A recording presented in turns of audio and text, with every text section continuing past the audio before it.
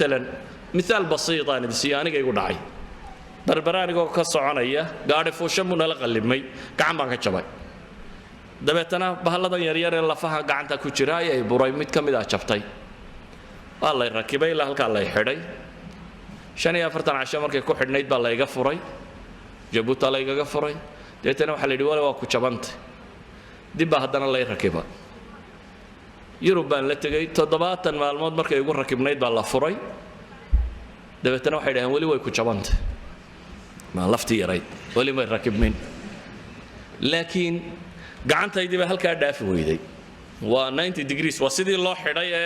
بهشان عاد الله يقول حداي اي قعنتينا joogta قعنتينا halkaas ay joogta deetana waxay igu yiraahdeen laftan yara jabtay iska ilaaw imka khatar kala ku haysatee gacantan sida inuu kala bixin lahayn baynu tijaabinayna laftan iska jabnaato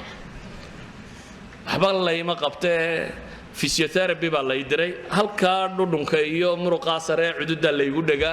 waa la iga cabaadiyaa saddex cashaan imaada xoog baa la qabtaa waa la iga cabaadiyaa marka qayliya cabaar baa la sii daaya waskaga tagaa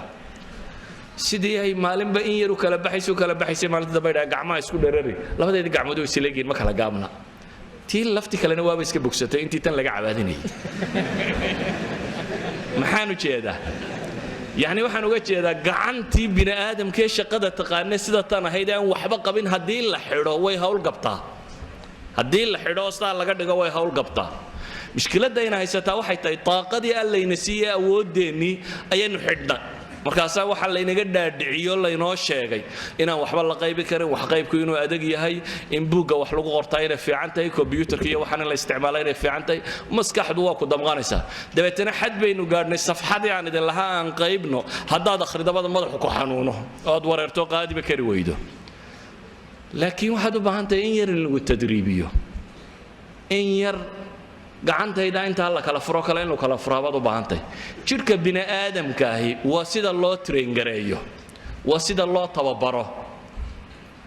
in badan baynu tusaalayaal waxaan ku bixinay kuwan wax cayaara waxaad aragteen kuwan wax cayaara nin waliba halku cayaara buu weeyay waayo uu train gareeyay kuwa feerka cayaara qaarkan sare waa weeyay mijuhu waa wax dhuudhuuban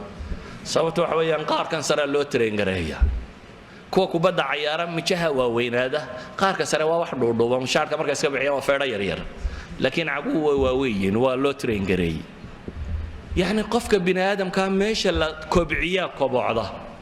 haddaad maskaxdaada tijaabiso inaad wax qaybi karto wax xifdii karto wax baran karto waa wax aad u fudud